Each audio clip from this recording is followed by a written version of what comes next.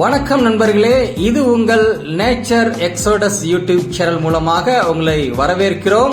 மதுரை மாவட்டத்தில் உள்ள ஒரு அழகிய கிராமம் புலிப்பட்டி என்று சொல்லக்கூடிய ஒரு சிற்றூரில் நாம் அங்கே ஒரு பயணத்தை தொடர்ந்திருக்கிறோம்.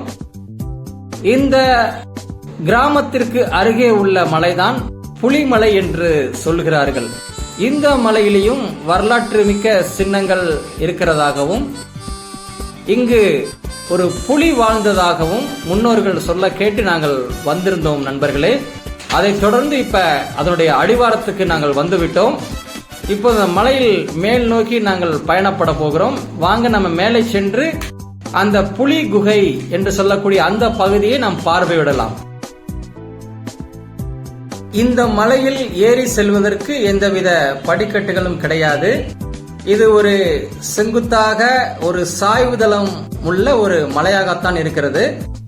இந்த வழியாக ஏறி அந்த மரங்கள் அடர்த்தியாக காணப்படுகிறது நண்பர்களே. அந்த இடத்துக்கு தான் நம்ம அந்த புலி குகை நோக்கி நாம் பயணப்பட போகிறோம்.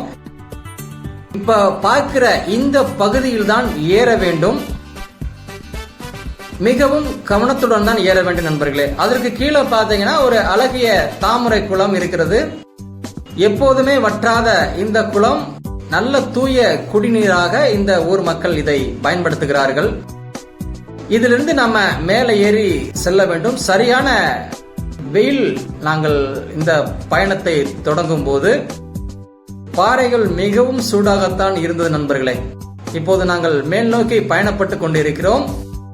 இந்த புலிப்பட்டியில் உள்ள புலிமலையை வரலாற்றை கேட்கும் போது மிகவும் வியப்பாகத்தான் இருந்தது நண்பர்களே.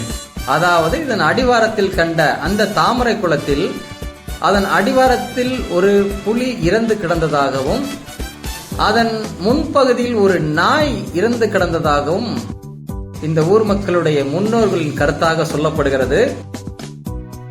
இந்த பகுதியில தண்ணீரே கிடையாத போது இந்த குளத்தில் ஒரு 2 விலங்குகள் இறந்து கிடந்ததை இந்த ஊர் மக்கள் இதை புலிமலையாக கருதுகிறார்கள் என்று இதனுடைய முன்னோர்கள் சொல்லுகிறார்கள் என்று இந்த ஊர் மக்கள் சொன்னார்கள் நண்பர்களே. இப்போது நம்மளுடைய மேல் பகுதிக்கு வந்துவிட்டோம். இதிலிருந்து தான் ஒரு 200 மீட்டர் நம்முடைய வலது கை பக்கம் நாம் செல்ல வேண்டும். சற்று இளைப்பாதலுக்காண்டி நாங்கள் இந்த இடத்துல அமர்ந்து கொண்டு அங்கே தெரிகிறதான அந்த பகுதிக்கு நாங்கள் செல்ல வேண்டும்.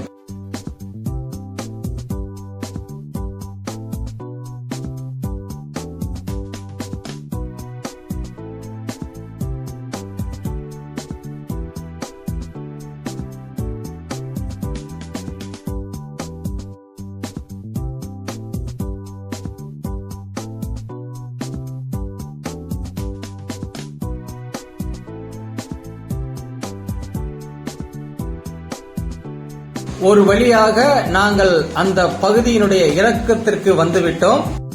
அந்த இடத்துல தான் ஒரு ஆடு மேய்த்து கொண்டிருந்தவரை நாங்கள் சந்தித்தோம். ஐயா, இந்த இடத்துல எந்த பகுதியில் இந்த புலி குகை இருக்கிறது என்று கேட்டோம். அவர் தான் எங்களுக்கு இந்த இடத்துல வழி காட்டினார். மேலே நாங்கள் சுத்தி பார்த்த போது கீழே இருந்து நாங்கள் பார்க்கும்போது அந்த குகையுடைய முகத்துவாரம் தெரிந்தது. ஆனால் மேலே செல்ல செல்ல அதனுடைய பகுதி மறைவாக காணப்பட்டதால் எங்களுடைய தேடி அதை கண்டுபிடிக்க முடியவில்லை. கடைசியாக இந்த ஆடு மேய்த்தவர் உதவியுடன் கூட தான் இந்த பகுதிக்கு நாங்கள் வந்தோம்.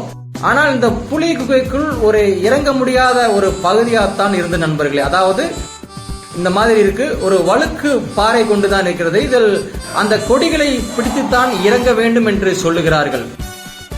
நாங்கள் முயற்சி எடுத்தோம், ஆனால் இறங்க முடியவில்லை. ஒருவேளை இறங்கினால் மேலே ஏறுவதற்கு சிரமமாக இருக்குமோ, இல்லை வழுக்கி விட்டுருமோ என்று நாங்கள் கொஞ்சம் பயந்துதான் நாங்கள் மேலே இருந்து நாங்கள் எடுத்தோம். இந்த பகுதியில தான் அந்த புலி இந்த இடத்தில் பதுங்கி இருந்ததாகவும் இதற்குள்ளதான் சமண சின்னங்கள் உள்ள வரையப்பட்ட 5000 ஆண்டுகள் வரையப்பட்ட செங்காந்தல் ஓவியங்கள், மனித முகம் கொண்ட உருவங்கள், ஏகப்பட்ட சிற்பங்கள் இந்த இடத்துல உள்ளே அதன் வலது பக்கத்தில் இருக்கதாக சொன்னார்கள்.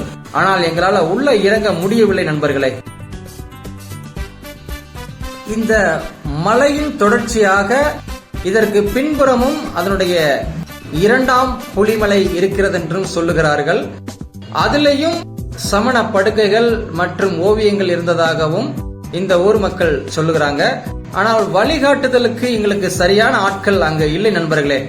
நாங்கள் தேடியும் அந்த மலை பகுதியை சுற்றி பார்த்தும் எங்களால் அதை கண்டுபிடிக்க முடியவில்லை. கடைசியாக இறங்கி வந்த போதுதான் தெரிந்தது இதில் புலிகுகையில் ஒரு ஓவியங்களும், அதற்கு பின்னாக இறங்கி அடுத்த மலைக்கு போகும்போது அந்த சமண சின்னங்கள் இருந்ததாகவும் சொல்லுகிறது. ஆனால் இந்த பகுதியில் பாத்தீங்கன்னா தொல்லியல் துறை ஒருவேளை கட்டுப்பாட்டுக்குள் வந்தால் இந்த ஓவியங்களும் பாதுகாக்கப்படும். இதுவும் ஒரு மிகச்சிறந்த சுற்றுலா தலமாகவும் அமையும் நண்பர்களே. பார்க்கிறதற்கு அற்புதமிக்க இந்த புலிமலையை எல்லோரும் கண்டு ரசிக்கலாம். நன்றி நண்பர்களே. மீண்டுமாக இன்னொரு வரலாற்று சிறப்புமிக்க நிகழ்ச்சியில் சந்திக்கலாம்.